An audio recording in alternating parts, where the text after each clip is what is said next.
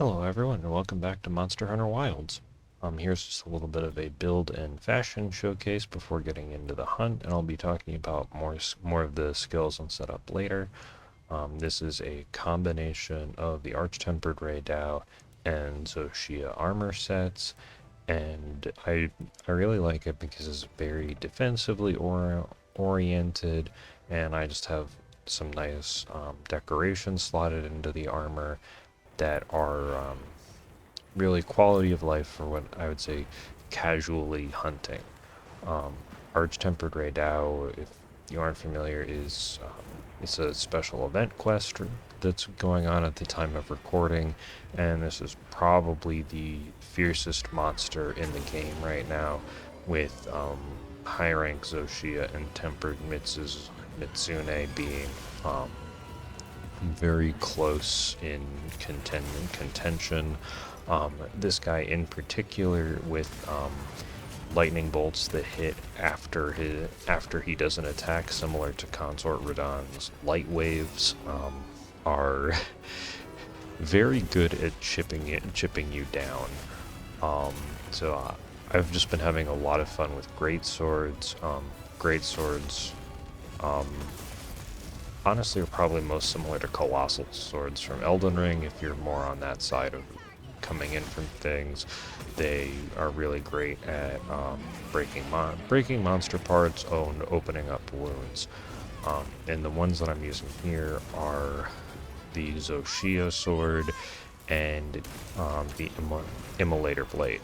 Um, so, so I really On greatsword, I really like the Zoshia sword. Its special is doing an extra 50 damage um, with effectively on like every third-ish hit, and it for longer hunts it does a lot of work in getting in chip without it. Since monsters have increased status resistances, every time one happens. I think it's for long hunts with large monster health pools. It's really nice to have. Um, yeah, I know that I am no speedrunner or expert, but it's working really well. So the defensive stuff that I have on, I have two earplugs decorations, which make me immune to weak roars.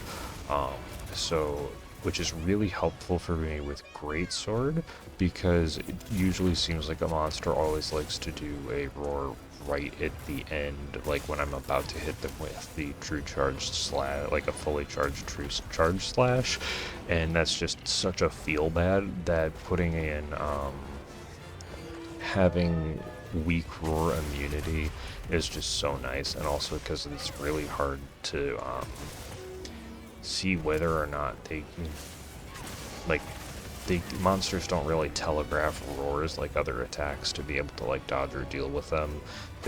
There might be a way in order to do that, but it's just nice not having to worry about it and just being able to charge in with attacks. Um, Now the armor set combination, the partial mix is, so the Zoshia armor allows me to slowly recover health over time, not as fast as with a full set, but it allows me to recover past the red gauge, and I can recover the red missing part relatively quickly.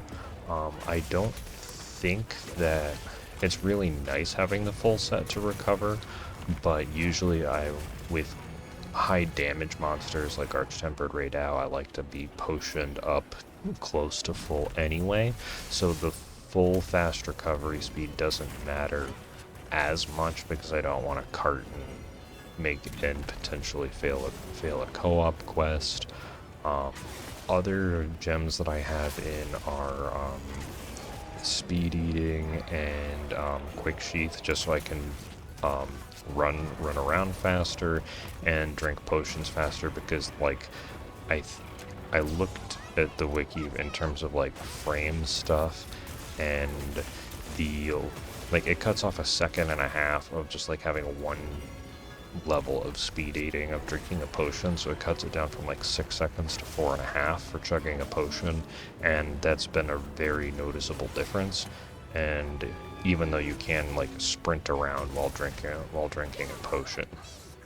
And then the raid, having 3 out of 5 from the Raid Dao set is very nice because it gives you a 5% attack boost, and if I get effectively one shot from above the little line in my health bar, it lets me survive on 1 HP and changes its passive attack boost into a defense boost.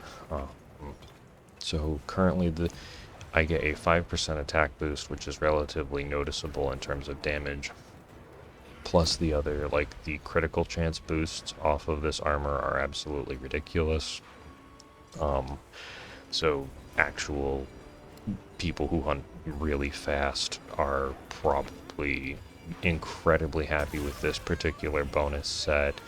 And yeah, but like all of the damage stuff is the increase in damage is very noticeable, and you do take a 5% defense penalty until like that trigger happens of where it switches from the attack to defense boost. But I've got the defense talisman on, and that like effectively negates the defense loss. And if I do survive, then I would just be really, really tanky, which is nice. So yeah, so that's basically my try not to die set. I know someone probably is using like this exact combination or mixed set much more effectively, but in terms of just casually going, it's really nice. And for the decorations I have in my weapons, I really like having Razor Sharp and Focus for greatswords. Razor Sharp level 3 gives you a 50% chance not to use weapon durability, and having like gray or silver sharpness go to blue, I've noticed the damage drop off in the numbers. So being able to charge up attacks faster and keep maximum weapon sharpness has been very noticeable. Oh yeah, and here I just forgot to restock on barrel bombs, so whoops. Because like Trina's torch, the immolator blade puts monsters to sleep, despite giving them blunt force trauma to the face, or slash force trauma, because this is a great sword. The other thing that I really like about the immolator blade is that it has some, besides the immense sharpness and durability that it has, it's got some defense stuff where if you get an attack boost if you time your guards well. It also reduces stamina and knockback, so I have some stuff to be able to block unblockable attack decorations on it with damage reduction, and that is really nice because sometimes with a large weapon and you just aren't able to get out of the way as much as if you were with one of the lighter weapons. So sometimes you just stand with your sword in the face because you're also just out of position because you have a giant lightning railgun aimed at your face when you're standing next to a wall and you're not really able to get away. So being able to just hold up your sword and hide behind it is incredibly nice. So with the sleep, the damage on this one is not, it has less damage output than the Zoshia sword, or if you have other types of weapons. But in terms of not dying, I love it, and that's one of the things, especially from just playing co-op online with randoms. It's just like, if you're not dead and you're doing damage, you're doing just fine. Granted, that's my opinion on with hunting stuff. But yeah, but I think that covers the build. I also just severely underestimated flash pods before Arch Tempered Raidao. Yeah, it is so nice to be able to temporarily stun a monster by throwing a flashbang in their face in order to just to have a second to breathe. Usually I liked to have Flare, which opens up more wounds on these, and we'll see if how that goes out, or if I might have make another armor set that is more defensively oriented and just more true support of just opening up wounds for everyone to grab. Because targeting wounds is really nice because it usually causes the monster to pause for a little bit and can also knock them down if you hit them with a focus strike, which is really nice because it allows you to get in extra attacks. And if you're on a team, it gives you all of your teammates extra time to jump in. So like I said, there are content creators and players who have probably made similar or more efficient stuff than this particular setup that I'm running earlier than I did, but I did do this just originally without inspiration from other content, Monster Hunter content. So at least so I'm pretty happy with this setup and how it's working, and happy to share it with all of you. I've been enjoying all of the focus mode. That is just so cool. Okay, so what I did is with focus mode, being able to deliberately miss the weak slash of true charge slash and then slam the power attack on for double damage onto their head is so cool. I absolutely love focus mode. It is like, I probably could make my own video, this entirely separate video on this, but from having, I want to preface this with, I love Wilds and I love World when I was playing World a little while ago for Monster Hunter games.